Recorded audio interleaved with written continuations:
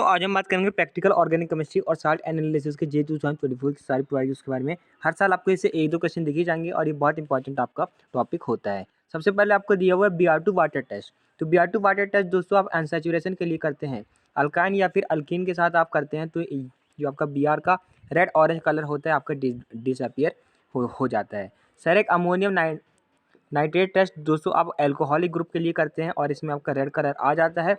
Ferric chloride test, इसमें दोस्तों आप देखें तो येलो या फिर ऑरेंज रेड पीपीटी आपका बनता है, ये दोस्तों आप फिनॉल के लिए करते हैं। और 2,4-DNP टेस्ट, इसमें दोस्तों क्या होता है ये आप उनके लिए करते हैं एल्डिहाइड कीटोन के लिए, और ब्लू ग्रीन या फिर वायलेट या फिर रेड डाई आपकी बन जाती है। इसके बाद इनकरेक्ट स्टेटमेंट आपको बताना है regarding primary standard of titrimetric analysis. It should B purely available in dry form. ये दोस्तों आपका सही स्टेटमेंट है। जो आप प्राइमरी स्टैंडर्ड ले रहे हैं वो दोस्तों आपका ड्राई फॉर्म में अवेलेबल होना चाहिए। It should not go undergo chemical change in air, ये दोस्तों आपका दोस्तों सही स्टेटमेंट है। उसका एयर में केमिकल चेंज नहीं होना चाहिए। It should be hygroscopic and should react with another chemical instantaneously and stoichiometrically. ये दोस्तों एक गलत स्टेटमेंट है, क्योंकि हाइग्रोस्कोपिक अगर होगा तो वो वाटर के साथ रिएक्ट कर जाएगा और उसका मास जो है चेंज हो जाएगा, तो इसलिए ये आपका हाइग्रोस्कोपिक नहीं होना चाहिए। It should be readily soluble, ये दोस्तों आपका सही है। KMnO4 and NaOH can be use, ये दोस्तों आपका गलत स्टेटमेंट है, क्योंकि KMnO4 दोस्तों आपका डिकम्पोज कर जाता है और NaOH दोस्तों आपका हाइग्रोस्कोपिक होता है, तो ये वाटर के साथ रिएक्ट कर जाता है। इसके बाद दोस्तों आपका जो बेयर्स टेस्ट होता है, बेयर्स टेस्ट आपका दोस्तों अनसैचुरेशन के लिए होता है, डबल बॉन्ड या फिर ट्रिपल बॉन्ड के लिए। सेरिक अमोनियम नाइट्रेट टेस्ट आपका दोस्तों मैंने अभी बताया एल्कोहलिक OH ग्रुप के लिए होता है। जो आपका थलीन डाई टेस्ट होता है ये दोस्तों आपका फिनॉल के लिए होता है, और जो आपका स्किप टेस्ट होता है वो आपका एल्डिहाइड के लिए होता है। इसके बाद यहाँ पर borax bead test. Borax bead test में क्या होता है दोस्तों, ये आपकी दोस्तों बोरैक्स की बीड बनती है। सल्फेट को आप NO2 बोरैक्स के साथ जब आप हीट करते हैं। चारकोल कैविटी टेस्ट में क्या होता है, चारकोल कैविटी टेस्ट में दोस्तों मेटल के सल्फेट से आप NO2CO3 के साथ दोस्तों आप ट्रीट करते हैं तो आपका मेटल जो है लास्ट में बन जाता है। इसके बाद कोबाल्ट नाइट्रेट टेस्ट में कोबाल्ट नाइट्रेट और हीट का यूज़ करते हुए कोबाल्ट के ऑक्साइड बनाते हैं, एक मिक्स ऑक्साइड बनाते हैं। फ्लेम टेस्ट में हम दोस्तों मेटल को M2+ के फॉर्म में निकाल लेते हैं। During the detection of acidic radical present in a salt, our students get a pale yellow precipitate soluble in difficulty in NH4OH solution, while sodium carbonate extract was first acidified with dilute HNO3 and then AgNO3 solution was added.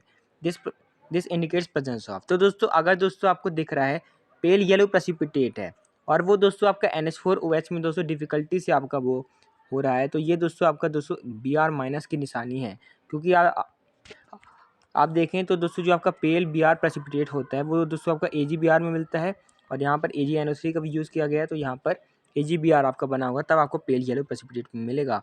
और जो आपका जो Br का जो आपका complex बनता है वो NH4OH में बहुत मुश्किल से सॉल्युबल होता है। The correct statement regarding chromatography, RF of a polar compound is smaller than that of non polar compound, ये दोस्तों आपका सही स्टेटमेंट है। आप जानते हैं कि जो इसमें आप दोस्तों सिलिका जेल रहते हैं वो दोस्तों आपका पोलर होता है, तो सिलिका जेल आपका दोस्तों पोलर को पकड़ लेता है, इसकी वजह से वो दोस्तों स्टेबल, तो वो दोस्तों ज़्यादा आपका ट्रेवल नहीं कर पाता है, तो पोलर का आपका कम RF वैल्यू होती है, तो ये दोस्तों आपका सही स्टेटमेंट है। Non polar compound are retained at top and polar chromatography come down in column chromatography, ये दोस्तों आपका गलत स्टेटमेंट है। नॉन पोलर को नहीं रिटेन किया जाता, आपके पोलर को रिटेन किया जाता है। Organic compound run faster than solvent in the thin layer chromatography plate, ऐसा नहीं होता, सॉल्वेंट आपका तेज भागता है। RF is an integral value, नहीं दोस्तों, RF दोस्तों कोई भी आपकी वैल्यू हो सकती है, पॉइंट में भी ये दोस्तों आपकी वैल्यू आ सकती है। इसके बाद NH4Cl प्लस NH4OH, तो ये किसकी निशानी है, ग्रुप 3 की निशानी है, ये ग्रुप 3 की निशानी है, तो इसमें दोस्तों आपका Al3+ आ जाएगा। यहाँ पर आप देखें तो अब आप ले लें NH4OH और NO2CO3, ये दोस्तों आपके Cr2+ में आपका आ जाएगा, जो कि दोस्तों आपका ग्रुप 4 में आता है। Cr2+ और ये Ca2+ आपके दोस्तों ग्रुप 4 में आते हैं। NH4OH, NH4Cl और H2S, ये दोस्तों आपके मैंगनीज के पास चले जाएंगे, और डाइल्यूट HCl दोस्तों आपका Pb2+ के बाद चले जाएगा। आप यहाँ पर देख भी सकते हैं ये Al3+ दोस्तों आपका आता है थर्ड में, बी में फोर्थ में आता है आपका दोस्तों Sr2+, फर्स्ट में आता है आपका Mn2+, सेकंड में आता है आपका Pb2+। इसके बाद which of the following statements are correct? Glycerol is purified by vacuum distillation because it decomposes at its normal boiling point. ये दोस्तों आपका सही स्टेटमेंट है। ग्लिसरॉल दोस्तों एक अपने बॉइलिंग पॉइंट पे डिकम्पोज कर जाता है, इसलिए हम इसको वैक्यूम डिस्टिलेशन या फिर रिड्यूस प्रेशर वाले डिस्टिलेशन में करते हैं। Aniline can be purified by steam distillation as aniline is miscible in water. यहाँ पर दोस्तों जो आपके स्टीम डिस्टिलेशन वाले होते हैं वो इमिसिबल होना पड़ता है वाटर में। Ethanol can be separated from ethanol water mixture by azeotropic distillation because it forms azeotrope. तो ये दोस्तों आपका गलत स्टेटमेंट है। एजियोट्रोपिक डिस्टिलेशन से आप नहीं निकाल सकते हैं इथेनॉल को। An organic compound is pure if mixed MP is remain same. ये दोस्तों आपका सही स्टेटमेंट है। जो आपका मिक्स एमपी अगर सेम है तो ऑर्गेनिक कंपाउंड आपका प्योर है। इसके बाद अगला दोस्तों आपको दिया हुआ है, in the precipitation of iron group in qualitative analysis ammonium chloride is added before adding ammonium hydroxide to. तो अमोनियम हाइड्रोक्साइड के पहले अमोनियम क्लोराइड क्यों डालते हैं? जिससे दोस्तों आपकी जो OH माइनस की कंसनट्रेशन है लो आपकी हो जाए, ताकि वो आपके इंटरफेयर ना करें। इसके बाद in Kjeldahl method for estimation of nitrogen CuSO4 किसका काम करता है? तो ये बहुत फेमस है, कैटालिटिक एजेंट का दोस्तों काम करता है CuSO4 जेलडार जो आप मेथड यूज़ करते हैं।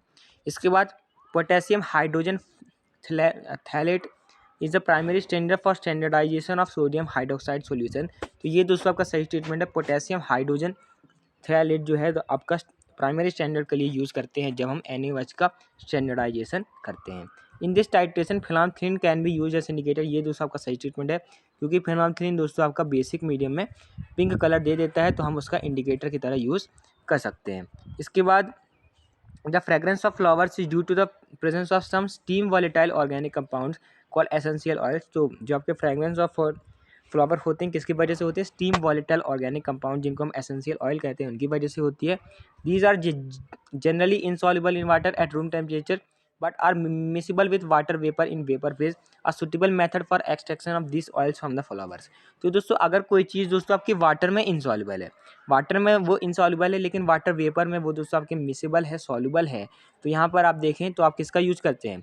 स्टीम के अंदर डिस्टिलेशन का यूज़ करते हैं, क्योंकि वो वाटर में तो आपकी इनसॉल्युबल है, तो आप स्टीम में डिस्टिलेशन करते हैं। इसके बाद अगला दोस्तों डिस्टिलेशन, तो ये तो आप ऑर्गेनिक केमिस्ट्री में भी पढ़ते हैं। डिस्टिलेशन से आप किसको अलग करते हैं? डिस्टिलेशन से आप दोस्तों क्लोरोफॉर्म और एनिलीन को अलग करते हैं। फ्रैक्शनल डिस्टिलेशन से आप जो आपके क्रूड ऑयल के फ्रैक्शन होते हैं उनको अलग करते हैं। स्टीम डिस्टिलेशन से आप एनिलीन और वाटर को अलग करते हैं। रिड्यूस प्रेशर के अंदर आप ग्लिसरॉल को स्पेंटाई से अलग करते हैं। इसके बाद अगला दोस्तों आपको दिया हुआ chromatography techniques based on the principle of differential adsorption. तो एडजॉर्प्शन के अंदर कौन कौन सी आती है?